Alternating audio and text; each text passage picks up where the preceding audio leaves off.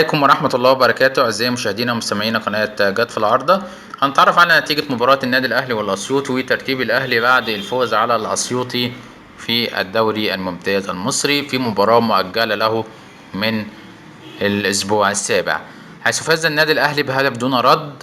أحرز الهدف للنادي الأهلي اللاعب عبد الله السعيد في الدقيقة 58 من عمر المباراة، لتنتهي المباراة بفوز الأهلي 1-0 ليصعد إلى المركز الثاني برصيد 25 نقطة، ويقلل الفارق بينه وبين المتصدر الإسماعيلي فارق نقطتين فقط، حيث يمتلك النادي الأهلي 3 مباريات مؤجلة غير مباراة النادي الأسيوطي. بالتوفيق للنادي الأهلي في جميع مبارياته، هو خلاص باقيله مباراة أو 2 ويتصدر دوري العام المصري عام 2018. في النهاية نتمنى منكم تعملوا لايك وشير على صفحتكم وتعملوا اشتراك على القناة، والسلام عليكم ورحمة الله وبركاته.